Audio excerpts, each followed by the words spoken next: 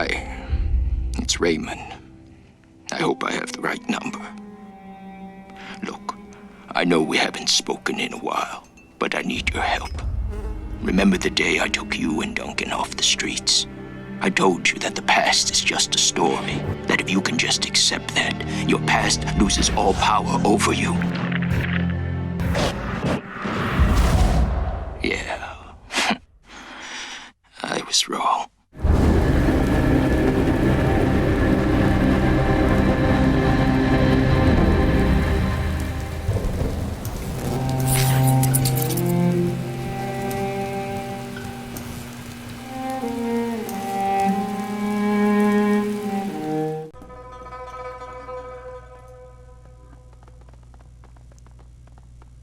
Keycard super important. Telecom is ringing. Game of 4 Pathogen Hot Lab. Janet Tang. It's difficult to make out the woman's features behind both the telecom screen and her hazmat suit, but their eyebrows knit together in an angry line. Hello, can you hear me? She leans in towards the screen, squinting. Most of her face is covered, but her clear complexion tells you that she's probably young.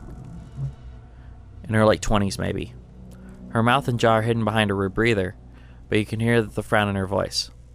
All this damned racket is making it hard to hear anything. I've got alarms are blaring from every corner of my lab. I don't know what you're doing over there, but it's impossible for us to work under these conditions. I swear, if this is another impromptu drill, do you know how much progress I've made on HN 539? Do you? Almost lost. I'm barely a quarter of the way. Oh, almost done. I'm barely a quarter of the way into this thing, if that. And I've got a deadline to meet.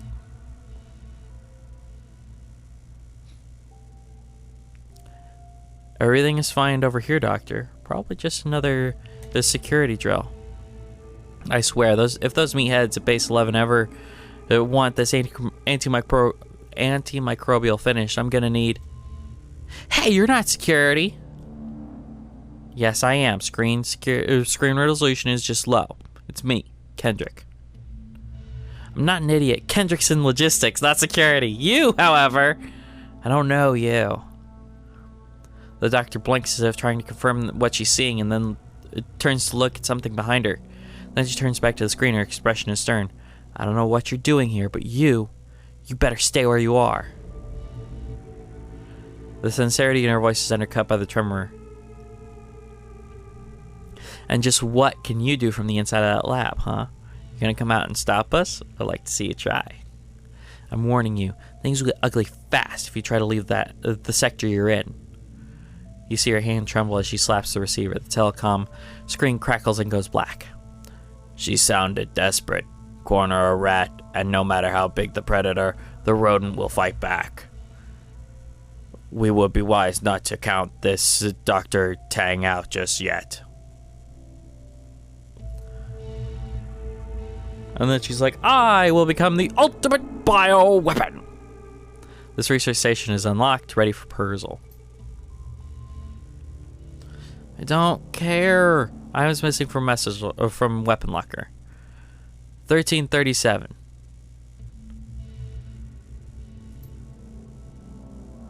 Now it's 4077. Actually, let's read that fully. QA has managed to track the problem down to an Easter egg that someone wrote into their object recognition code. I guess at 1337, it has some significance to some joker on the engineering team. Given this new information, we've changed the code to 4077. Hopefully this will resolve our random drone crashes.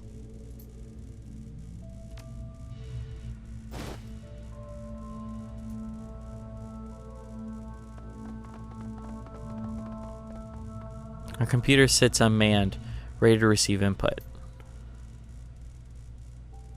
Cyberware packages. Buckle in and pay attention. I'm going to give you the basic rundown.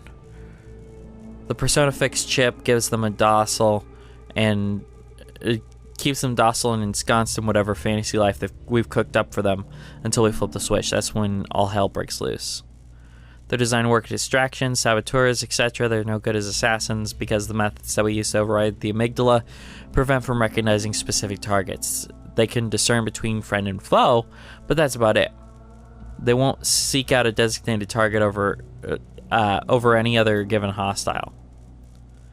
The Dreamer package is designed for deep cover agents.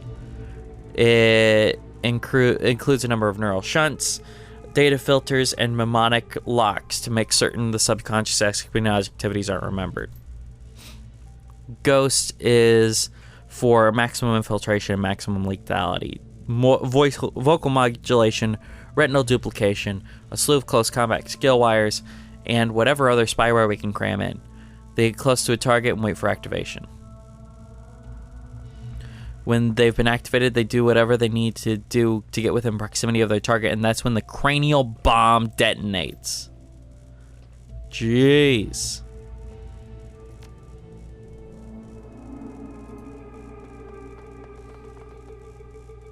So we're implantation suite prepped and ready for a patient.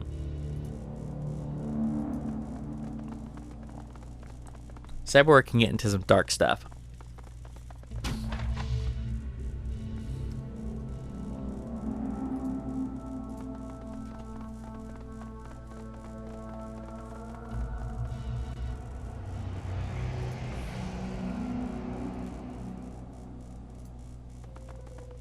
Weapons locker access 4077.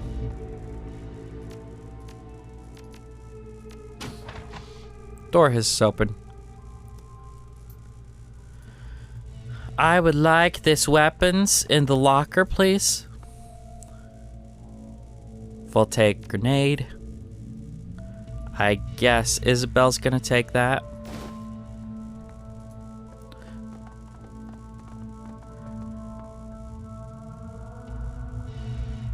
I would really, really like the Nemesis Arms Gyrojet pistol. I don't know if you guys read that, but it fires mini rockets. It's a pistol that fires mini rockets. It's like, that sounds fun. Row upon row of man-sized pods line the wall. Each pod contains a single occupant, men and women, bound by restraints, all of them apparently asleep. Dreamers. They occasionally twitch and sway, but otherwise they remain motionless. Sleeper inside has the weathered, craggy features that you come to associate with street-level living, but he's wearing a surprising amount of chrome for a homeless man. Ugly welts and bruises mottle his skin, and a handful of fresh wounds paint his torso. The incisions on his torso are surprisingly neat and clean, a recent surgery perhaps. Upon closer inspection, you see a slim braided cable that stretches from the wall to the sleeping man's data jack. The other end of the cable has been hooked into a nondescript Shiwase device that has been integrated into the pod. Glancing down to the line of pods, you can see that all the sleepers are connected to the same thing.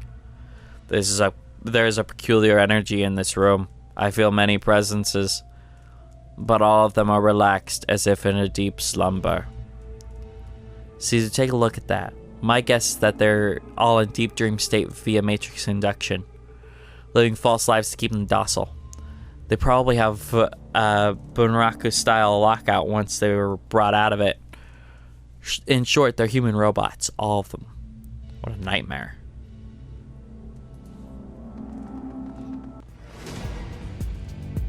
Something clanks nearby.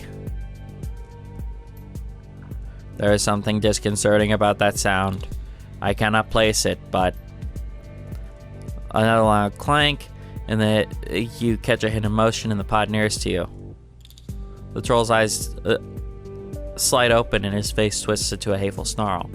They've gotten brainwashed or something. Look into his eyes, Caesar. There's something going on in there. A monitor near you flickers to life. A nervous-looking Dr. Tang addresses you. He's darting frantically around the room. I can't allow you to progress any further. Shiwase has invested millions in yen into the research in this lab. I can't let you threaten it. If you try to get any closer, I'm going to have to stop you. Best of luck with that. I'm getting what I came here for, one way or another. I can't let you do that. I can't. She looks to the right just off screen and makes a slicing gesture with her right hand. She hisses to somebody off camera. I gave you the signal. Open the pods, damn it. Wake the damn things. A troll peers at you through red vacant eyes. The door in his pod slides open, and like a chain reaction, several other pods follow suit. There's an explosion of motion from the pods, and the subjects contained within charge at you like a pack of rabid beasts.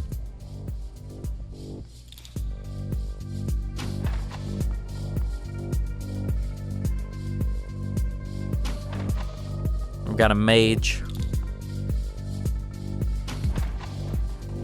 And a big guy.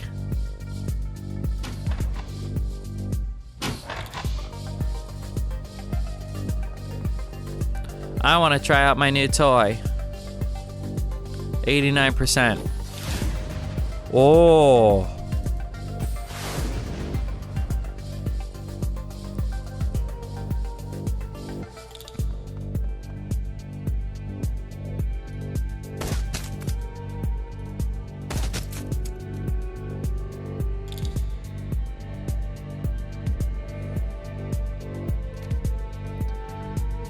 AoE.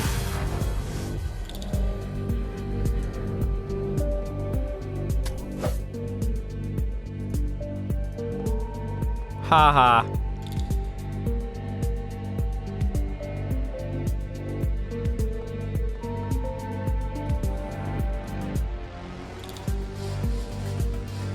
$86.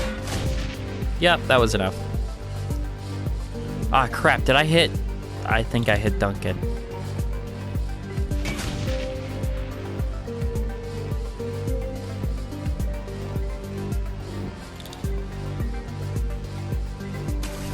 Oh.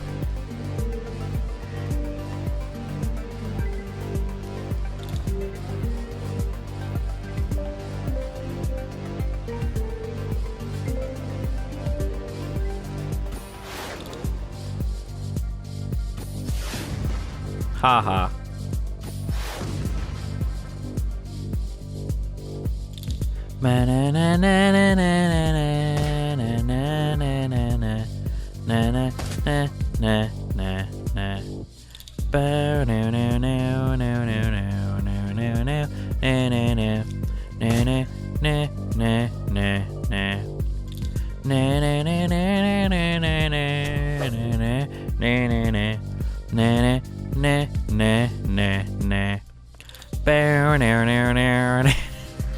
It just makes you think of freaking Tetris.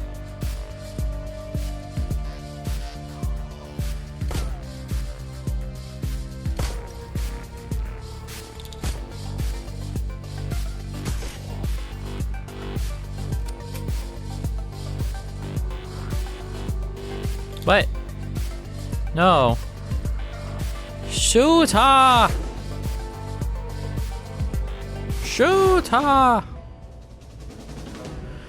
You turn to see Dr. Tang watching from the screen on the telecom. Her face visibly pales as the final test object falls to the floor. She splutters, barely able to form a coherent sentence. You can't. I can't. All of them? She stares, bug-eyed, into the camera, her pupils flitting back and forth as she takes the carnage on the screen. But they were supposed to be the killing machines. Their cyberware was top of the line. Aw, did I break your toys? They weren't toys, damn it. They were invaluable research subjects and the end results of years of research. I know that doesn't mean anything to you, but they were worth more than you can imagine to the science that we're doing here. All that time, all that work flushed down the drain for nothing. I sacrificed those subjects to stop you. You know why? Because you can't be down here. I'm not kidding. You have to turn back the way you came. Look, you have no idea what we're storing down here, how dangerous this place is. Her voice is level, but you can hear the undercurrent of desperation there.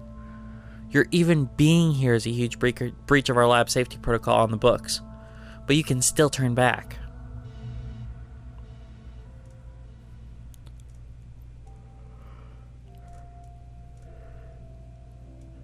The death of those test subjects is on you, not me. But if you do what I say, there doesn't have to be any more bloodshed. You heard the man. We're in this up to our armpits already. We've got no intention of turning back now. All that you're doing right now is pissing me off. Look, you just don't get it.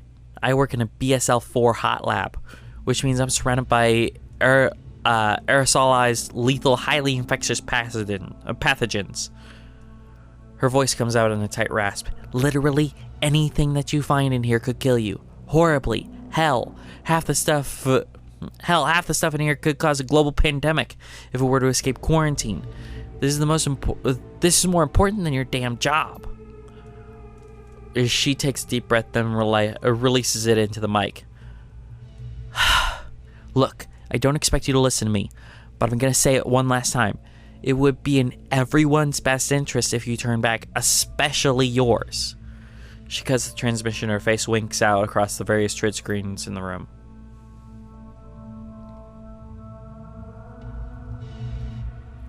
Ooh, is that locked by a keypad that I can open? The medical locker? No? Oh, too bad.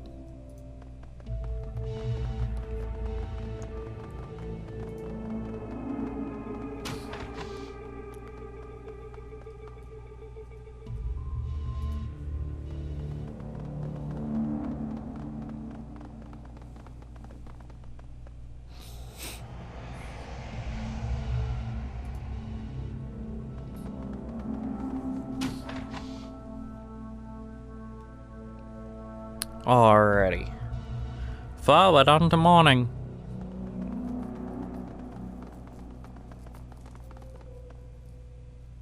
The door is sealed tight next. Panel beside it flashes red. I'm gonna swipe the key card.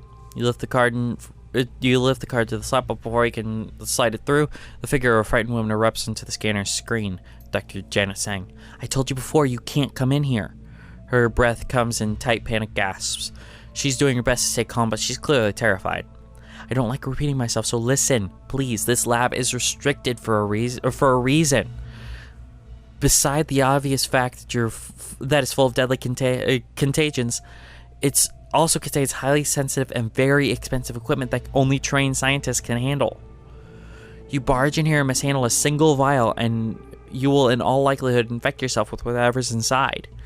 That will be a disaster, and I mean that quite literally.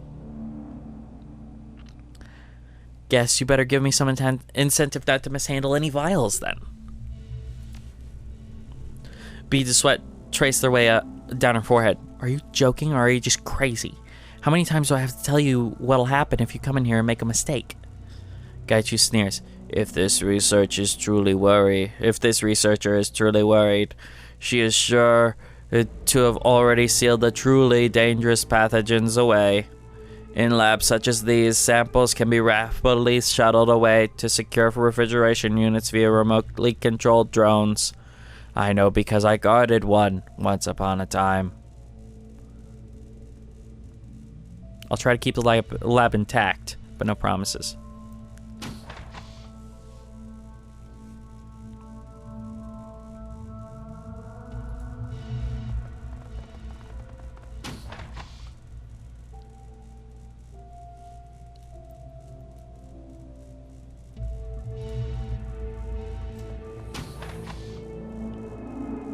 I just need the cure. If you give me the cure, then we're good. Dr. Janet Tang stands firm.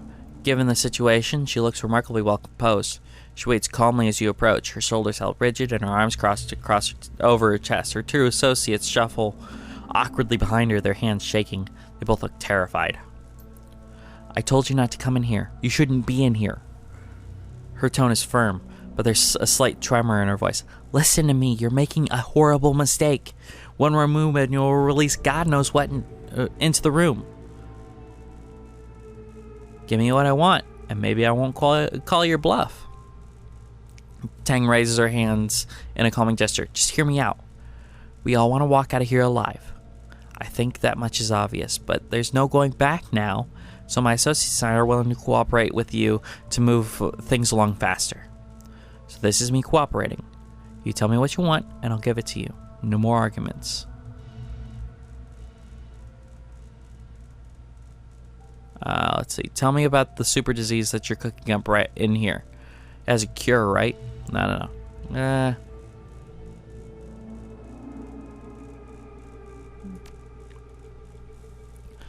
You're talking about pathogen GT 0009, SARS-3. SARS-3? That's the one. Tell me about it. I can't. I'm sorry. But all information on SARS-3 is classified. And for good reason. It's one of the worst things we ever produced in this lab. We can't let you... We're not going to let you take GT 0009.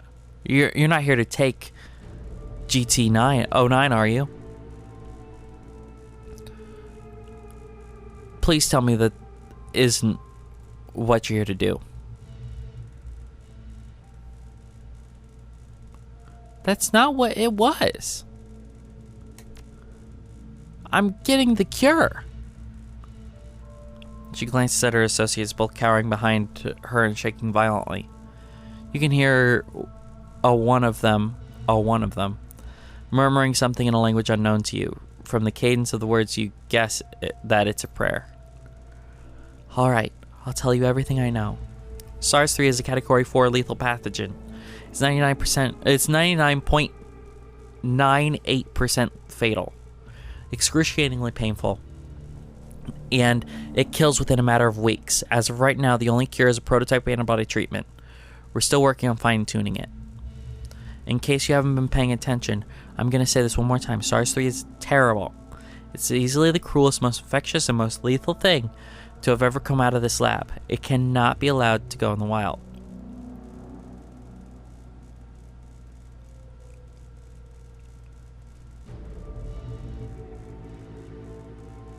I want the cure. Wait, just wait. Before you do anything, please listen. We aren't bad people. We're scientists who were assigned a dreadful task and who did what they had to do to keep their jobs. That kind of thing happens to everybody. I'll bet it's even happened to you once or twice. Please don't hold our profession against us. Let us go and maybe we can do some good out there. We'll find a different corporation to work for and better projects to pursue. Don't kill us. I'm not like you, Doc. I don't kill unless I have to. And I don't make excuses for myself when I do. Now take your men and get out of here. Janet's head jolts in surprise. Her associates look at each other as if they're expecting you to change your mind or maybe convinced your words are a trick. She takes a step forward. Her voice stutters. I don't know what to say. I didn't think you'd... Thank you for sparing us. I won't forget this. And day out! Not much else could have gotten from them. We could have gotten from them anyway. Anyone else want to get the hell out of here? With sterilization countdown running, the Silver Dream thugs on our heels, and whatever horrible diseases might be floating around, the sub is sounding awfully nice about now. Let's not forget what we were contracted to do. The cure our client requested should be somewhere within this laboratory. And I couldn't ask about it. The flashing light of a nearby console catches your eye. With a static click, the handful of monitors mounted around the lab display an unfamiliar face. Attention all staff, this is Commander Gara. I've ordered a red level security lockdown due to facility intrusion. All personnel should drop whatever they're doing and report to safe rooms in Sector 9 immediately. This security breach has triggered an automated sterilization sweep. In 30 minutes' time, a squadron of drones will deoxygenate the premises to prevent the escape of any loose pathogens. If you haven't reported to Sector 9 by that time, you're done. You will not survive the sweep. A siren blares over the intercoms as the lab's monitors replace Commander Gara's hard features with a countdown timer. Moments later, a computer-generated voice activates. Matrix systems wipe initiated.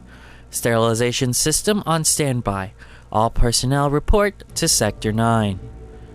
I suppose that we have no choice but to leave, and quickly. Their sector commanders will no doubt have localized overrides for the trams. We'll need to eliminate them to escape. Unfortunate. I was hoping to clean and butcher some of the bodies that we've been dropping on our way out. Leaving them to molder feels like a terrible waste. Let's not linger. But before we leave, we should consider the test subjects. They didn't choose this fate. Shiwase made the decision for them. Should we lock them up or free them? Your call, Caesar. If we do anything about them at all, we need to do it before the lockdown counter has finished. Once that happens, we will lose access to the Matrix and every computer in this lab.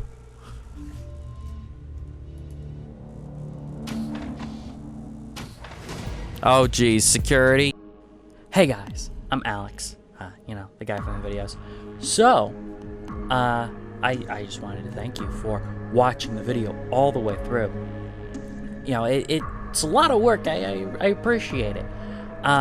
So, thank you for your view, maybe your subscription. So you can subscribe right in the bottom corner there. Then you'll be updated. Make sure to ring that notification bell, because subscriptions seem to mean nothing on YouTube anymore. But hey, so then over here you'll see a video that you might like, since you watched this video all the way through. Other than that, have a great day. I hope that you watch more. I'd love to see you again. We do stream, so keep an eye out for that. Announcements will be on the channel, my Twitter, all that stuff. All the information is on the overlay. Other than that, enjoy your stay on 6th Street.